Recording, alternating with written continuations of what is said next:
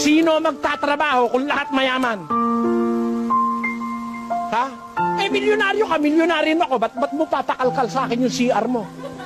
Ba't ako magkakalkal? Eh, mayaman ka, mayaman din ako. Kaya bakit? Mahirap kasi kung wala akong pera. O di may balance.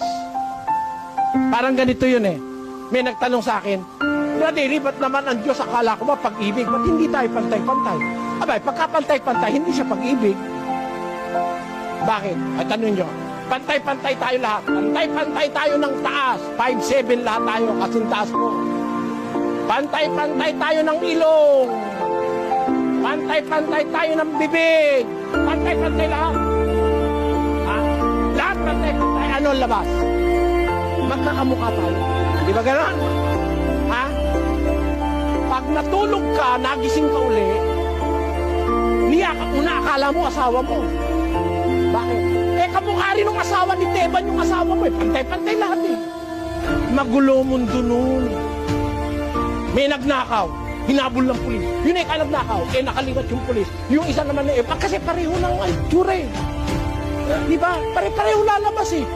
Merong isang tao, sabi niya, nandun siya sa ilalim ng puno ng duhat. Papahangin siya, nakita niya yung puno ng kalabasa doon. Ang lalaki ng bunga ng kalabasa, gapalanggana. Andun, kalabasa. Sabi niya, naisip niya, ba't yung kalabasa?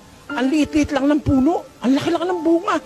Ito namang duhat, ang laki-laki ng puno, liliit naman ng bunga. Nag-iisip siya. Para bang nag-iisip siya, ba't ganun? Ang nangyari, humangin. Naku, nabaksak yung isang kumpul na duhat. Tumama sa ulo niya, kumpul na duhat. Sabi niya, Diyos ko, patawarin mo po ako. Bakit niya? Ba't niya sinabi, tama pala ang Diyos?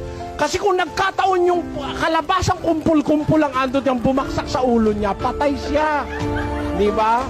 Ano, naintindihan nyo na mga kapatid? O, naintindihan nyo?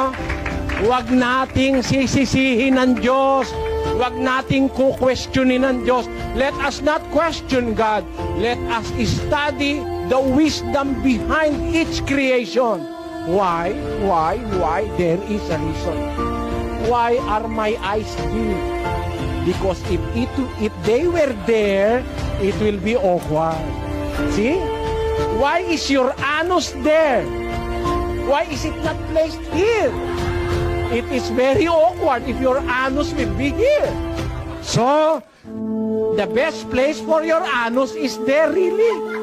It is covered there. It will not harm you. See? Your eyes are there because this is the best place that the eyes should be. What God have made is the best. We have no business questioning Him. We must not question Him. So, you are rich, good for you because you are rich. But pay me. I will work for you. The reason why I'm working for you because I do not have the money.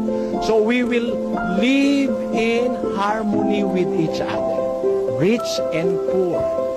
But something must be understood. There will come a time when everything will be perfectly equal, and that is in the kingdom of God in heaven.